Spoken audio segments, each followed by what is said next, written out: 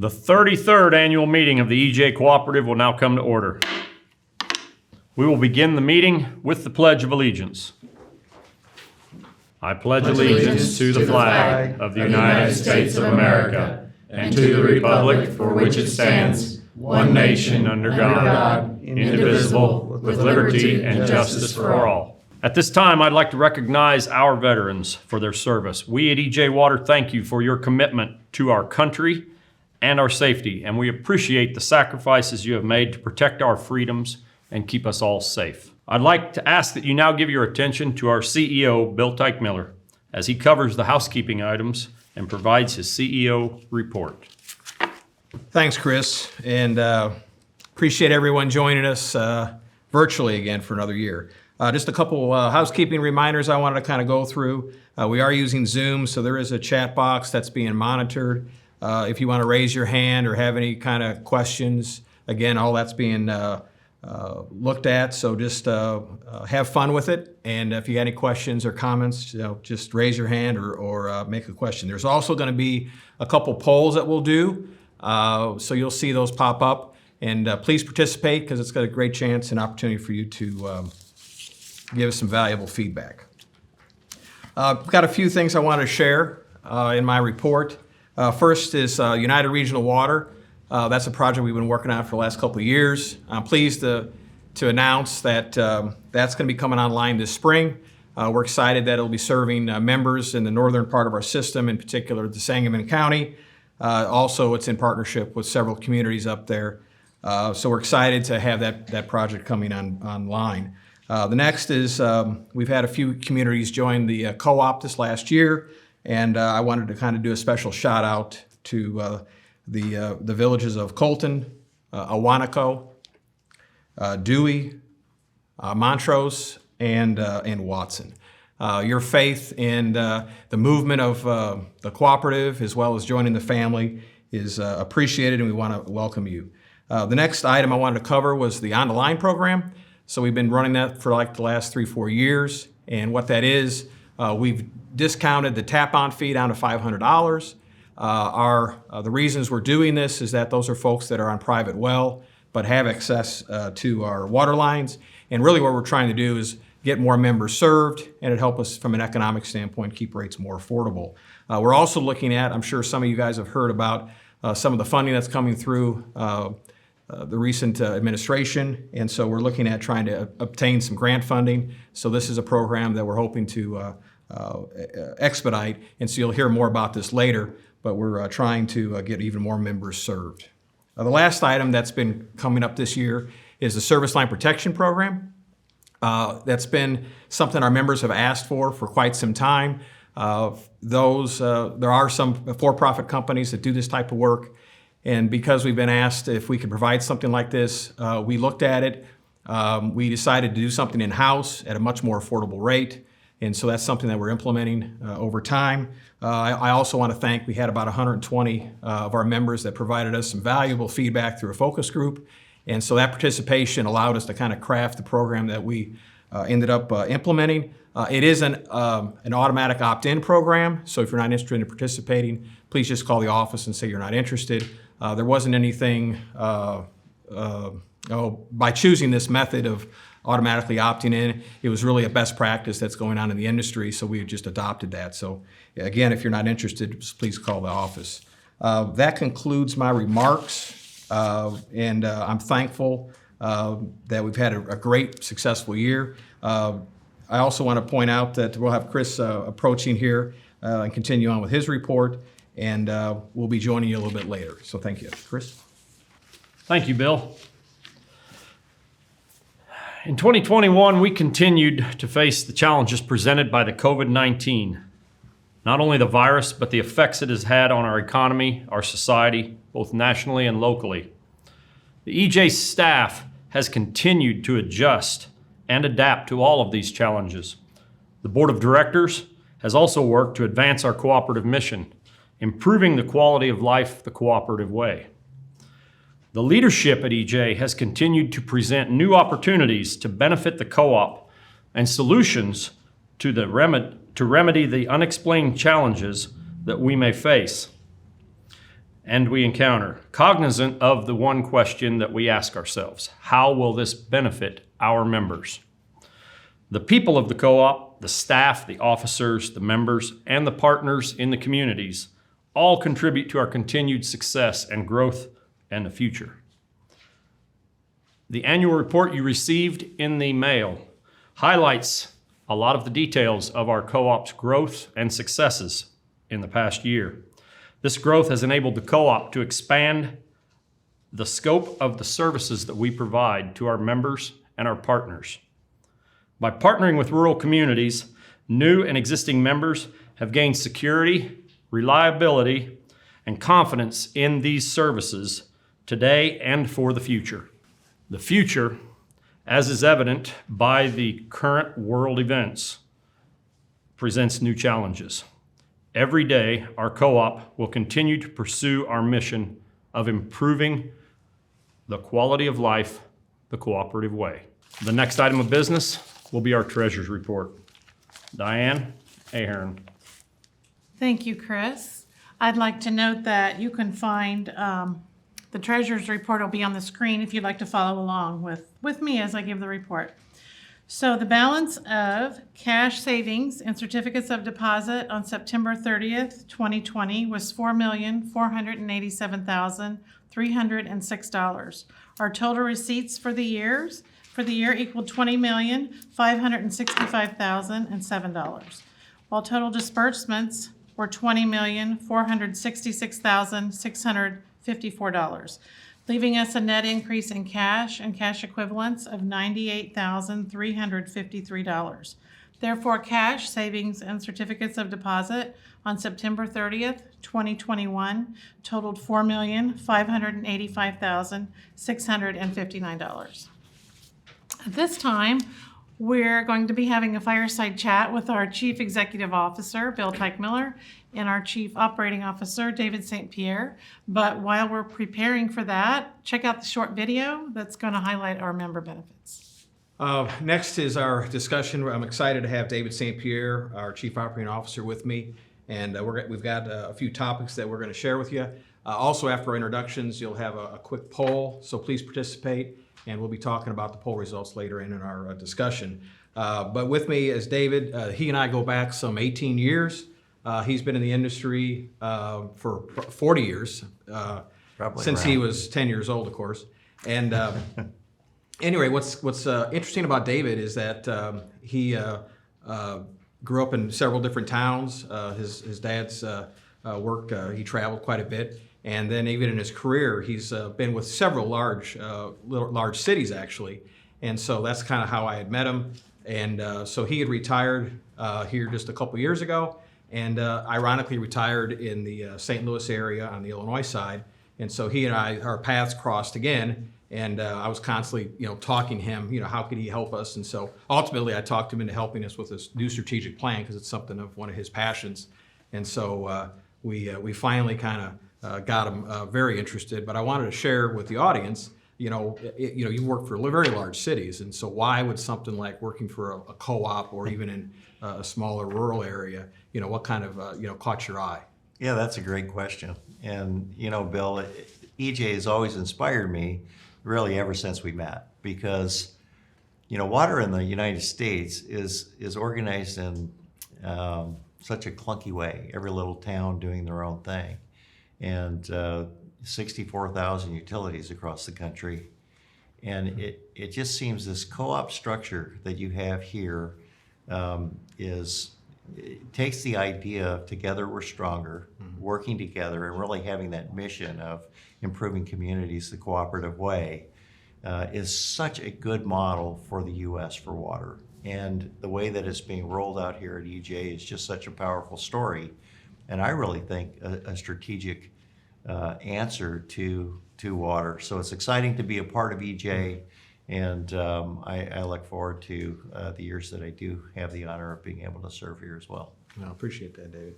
One of the things that I wanted to share in the industry, as David's talking about, really we're talking about scale and how can utilities become a little larger, not too large, but there's been some recent research that the University of Wisconsin did. And they kind of had given us, and I've heard numbers like this, but I thought it'd be worth while sharing with the audience, is that the sweet spot, if you will. You think about perhaps golf, in a golf swing, this idea of, where can you put the least amount of effort, but yet get the maximum, flight of the ball. So the sweet spot, apparently, in terms of size, appears to be in the 25,000 connection range. And, we're still a little short of that, but we're heading in that direction. And so why that's an important goal is that you have this economies of scale.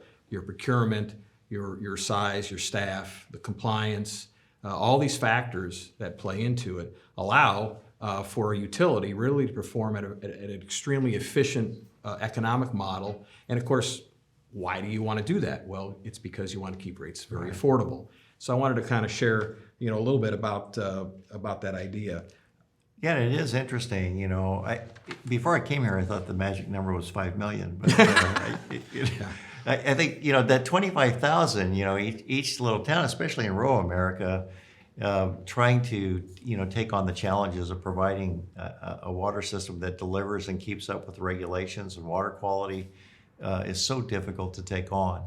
And there's other models out there, and we've talked about those. You have your private model and American Water, and there's just something about that these are public assets that the public owns these assets, and if they become a part of the cooperative structure, they maintain that membership and ownership of that system, and they still have that care that is local and that is concerned about their community. Not that American Water isn't, but they have other interests too, and they're not necessarily from home, right? Yeah, right. And when we look at the ability to stabilize those rates and to really have a heart for a not-for-profit delivery of critical infrastructure.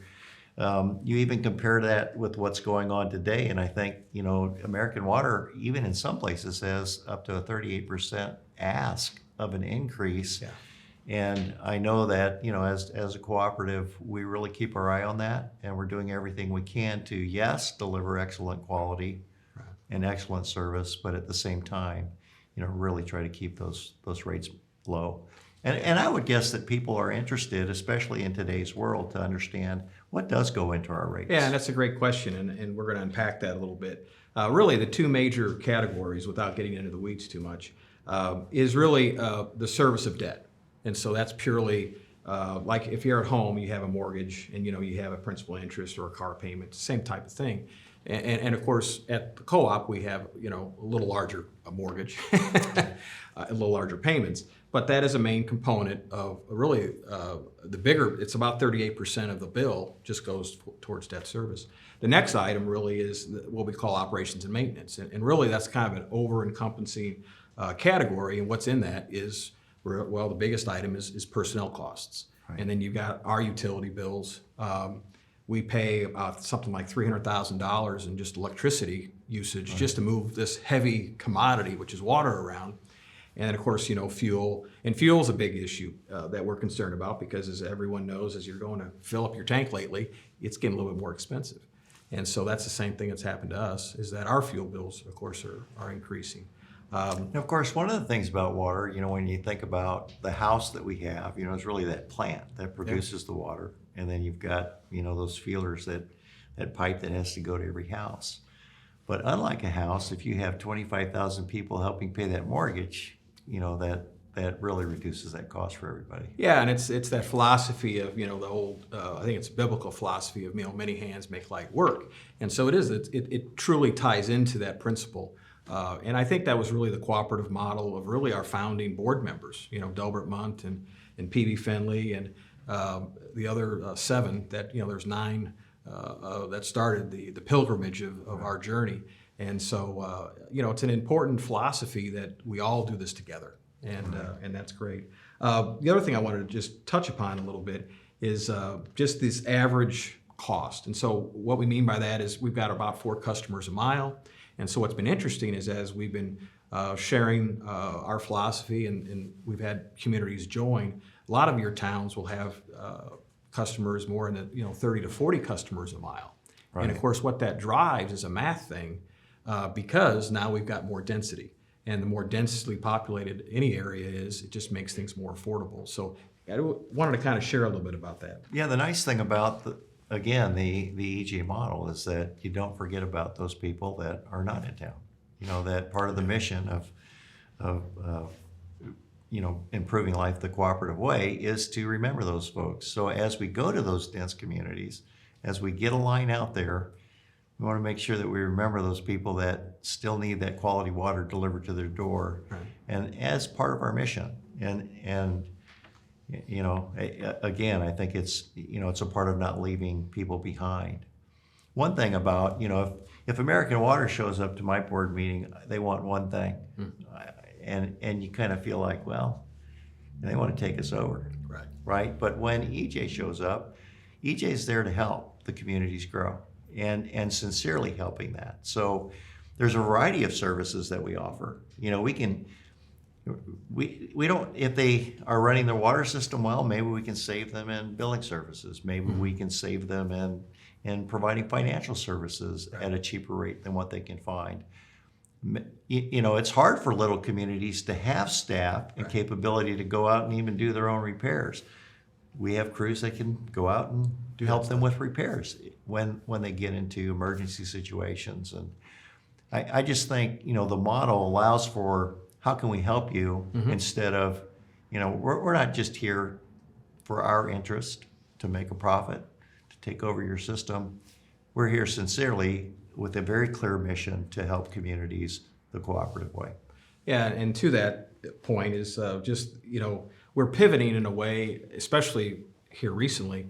A 4-inch pipe used to be about $1 a foot, right? Right. Now we're seeing that almost go up to $5. So it's a complete paradigm shift on cost inputs.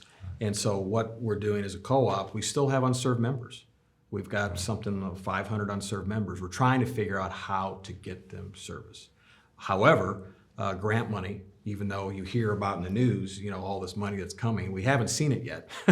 We're waiting for the truck to show up. But we're trying to figure out how do we provide service. And so one of the things that we've come up with is this idea of bundling both contract services as well as more towns that we partner, generate some margin that allows us to take those dollars and go ahead and service some of the harder to serve folks because of distance away from the we've really, system. taken a hard look at, how we look at delivering service to make sure that anything that we're delivering is benefiting our membership. It's a good decision, and that as we seek to roll that system out, we're doing it in a very smart way that will, maximize benefit to, yes, the communities that we're reaching, but also the current members that we serve. One of the last few things we want to talk about is, contract services. In particular, we've gotten into wastewater. Wastewater is kind of the cousin of, obviously the potable water side of the house. And here in the last year or so, we've gone from just a small handful, and of course, a lot of your business was in the wastewater side of the house. But that's a much needed service. A lot of what we've done throughout our history of the co-op, it's always been on the potable side. However, the wastewater side, a lot of customers just have no idea. Somehow it goes down that drain and it just goes somewhere. It's definitely the stepchild of water. and yet, the regulations are more stringent and it's more expensive. So it has been neglected, and there's a lot of need out there. And really, to build that coalition of people that work together to address those needs makes it affordable to actually get a handle on those situations. And as kind of a wrap up here, what the theme of what we've been talking about really is, we're trying to, from an economic development perspective, how do we really help communities grow, as well as keep our cooperatives sustainable, reliable, keep rates affordable.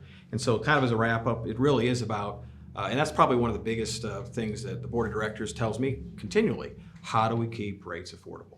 It's constantly being talked about, it's being discussed.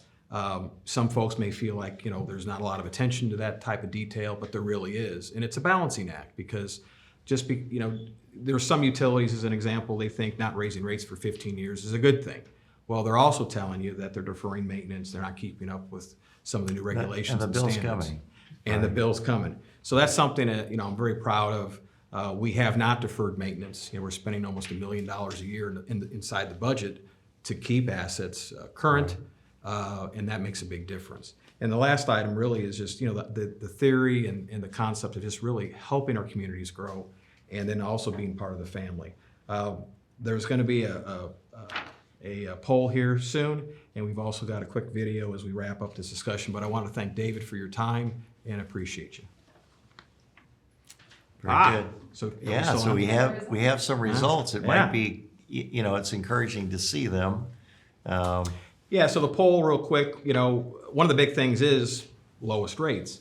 And, but the balancing, like we just talked about, is reliability and also quality water. And thankfully, as we thought, quality water is the top vote getter. It's about 150, some 70% of everyone. So I do appreciate your poll. But, this kind of information is valuable, not only for the team, but also for the board to hear directly from the members. So, I appreciate that input. And we'll have another poll a little bit later in this. But I want to thank you for It's great this. to be here, Bill. Yeah, I and so appreciate we're going to be being a part. wrapping this up. We'll be seeing a video while we reset, and we'll be having Gail Garby out here in just a little bit.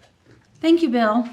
In accordance with the bylaws of the cooperative, there are 223 members present via Zoom and 33 members by proxy. Therefore, quorum has been met.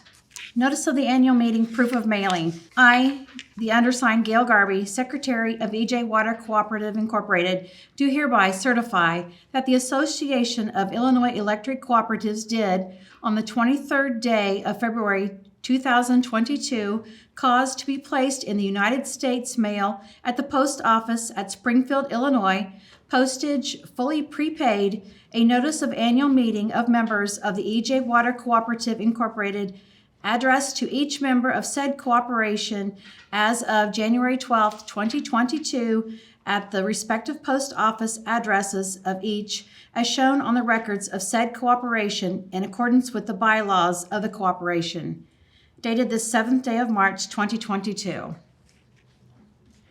At this time, I'd like to have our attorney, Tracy Willenberg, proceed with the reading of minutes and the election of directors. Thank you, Gail.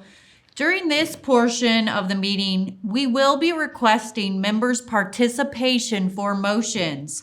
To do so, we will be asking all participants of the meeting to unmute yourself if you would like to participate. If you muted yourself, you will need to unmute yourself if you'd like to speak. If you are in an environment with a lot of background noise, feel free to mute yourself again to cut down on noise in the meeting. If you would like to participate by making a motion, please start by clearly stating your name and then make a motion. To ensure we have the correct information, I will repeat who made the motion. If you're in a noisy environment or have a lot of background noise, please feel free to keep yourself muted. At this time, we're going to move forward with the reading of the annual meeting minutes. A copy of the 2021 annual meeting minutes was provided to each member in the annual meeting booklet that was mailed to you. In lieu of reading these minutes, I would request a motion to dispense with the reading of the minutes and approve them as printed. Is there a motion to dispense with the reading of the minutes and approve them as printed? Do I have any motion? Michael Lillis. Michael Lovelace, you made a motion. Do I have a second?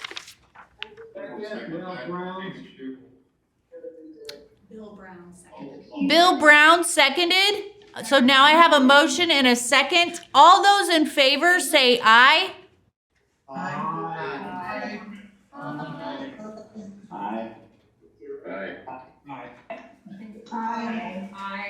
Aye. All those opposed, same sign.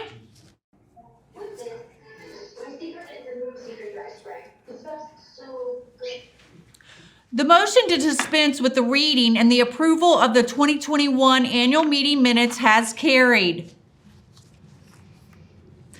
The bylaws, the next thing we're going to move on is to the nominations. The bylaws of EJ Water Cooperative provide that members of the board of directors shall be elected from the members at each annual meeting of members. The directors shall serve for a term of 3 years or until their successors have been elected and qualified. At each annual meeting, the members shall elect for a term of 3 years the number of officers whose terms have expired. The bylaws further provide that it is the duty of the Board of Directors to appoint not less than 30 days nor more than 90 days before the annual meeting of members, a committee on nominations consisting of not less than 6 nor more than 9 members who shall be elected so as to give equitable representation on the committee to geographical areas served by the population or by the corporation. The nominating committee was appointed at the January meeting of the Board of Directors, and the nominating committee did meet on January 17th, 2022. Copies of the 2021 report of nominating committee meeting were also included in your annual meeting mailing. And unless you want me to read them in their entirety, I would request, in lieu of reading them, I'm going to entertain a motion to dispense with such reading and approve them as provided. Do I have a motion to dispense with the reading of the nominating committee? Move to. Brown, Watson. Bob Brown made a motion.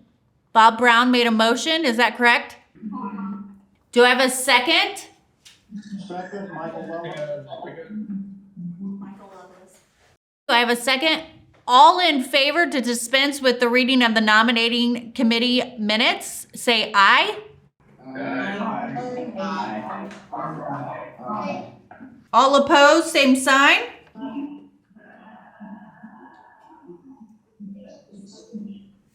Thank you. A list of nominations for the Board of Directors was posted at the corporate office of EJ Water Cooperative. The bylaws further provide that nominations for members of the Board of Directors may be made from the floor at the meeting, so tonight's meeting. At this time, I'd ask if there are any nominations from the floor.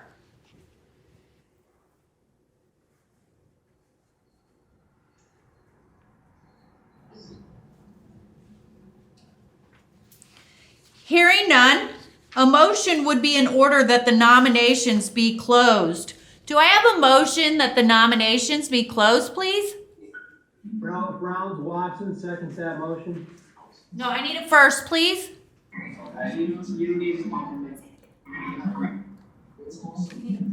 I need a first, please. First, Brown, Watson. And Ms. Brumlevy, will you state your full name again?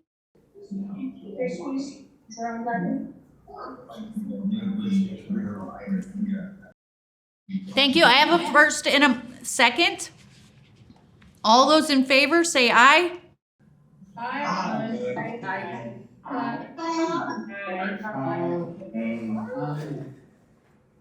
All those opposed, same sign.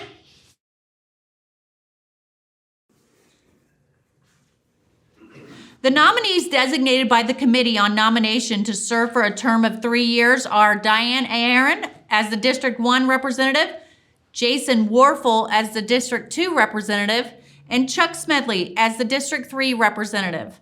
Is there a motion that the nominees be elected by acclamation and that the secretary be instructed to cast a unanimous ballot for said 3 nominees? Do I have a motion? I move. Your name, sir? Your name, sir? Michael Wells. Do I have a second? Kelsey Locke, second. Thank you. The motion has been made and seconded. All those in favor signify by saying aye.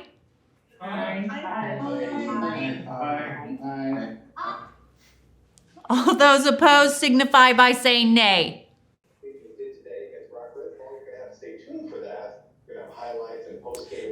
Motion carried. The said 3 persons nominated are declared duly elected to serve as directors for the term indicated or until their successors have been elected. At this time, I'll hand the meeting back to Bill Teichmiller to introduce the Board of Directors. Thank you.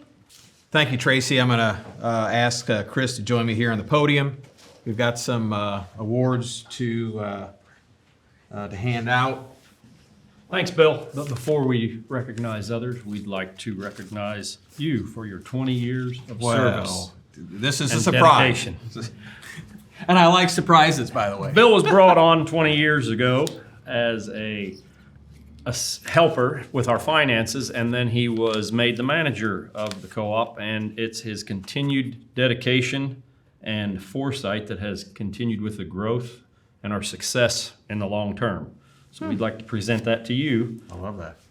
Oh, thank you. and thank you Chris. for your dedication. Yeah, thank you, Chris. Yeah, I was surprised, so this is fun. I'll have Chris read this. This is for Gail Garvey, one of our board members celebrating her 10th year of service. Yes, for Gail Garvey, in recognition and appreciation of your outstanding achievements and service to EJ Water Cooperative. We value the dedication and contributions you've made to the success of our organization. You are a big part of what makes EJ Water Cooperative special. This is from the EJ Water Board of Directors and the team. In recognition and appreciation of your outstanding achievements and service to EJ Water Cooperative, we value the dedication and contributions you've made to the success of our organization. You are a big part of what makes EJ Water Cooperative special. From the EJ Water Board of Directors and the team. Awesome, thank you. Sorry. There's an thank you. Yes.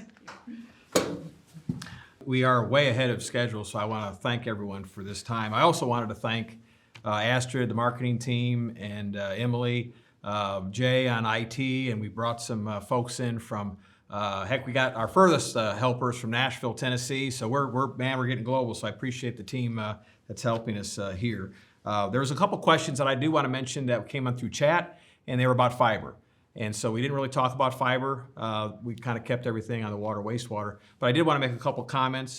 For those that are interested, we joined in a joint venture with Wabash out of Louisville, Illinois here. We're going on our 4th year roughly. I think to date we have about 2,100 customers being served by that joint venture. It's been a great effort to get folks service. I mean, one of the main reasons we got into this was because, again, of economic development.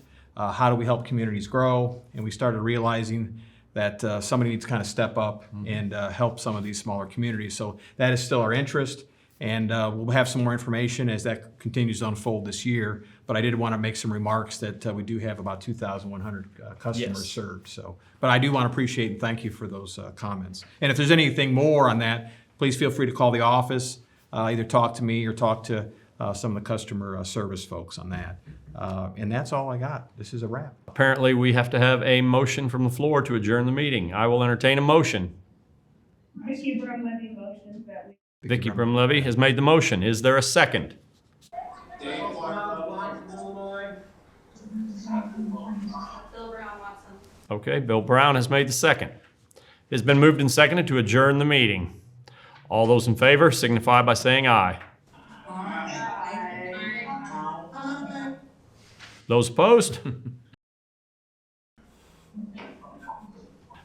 The meeting is adjourned.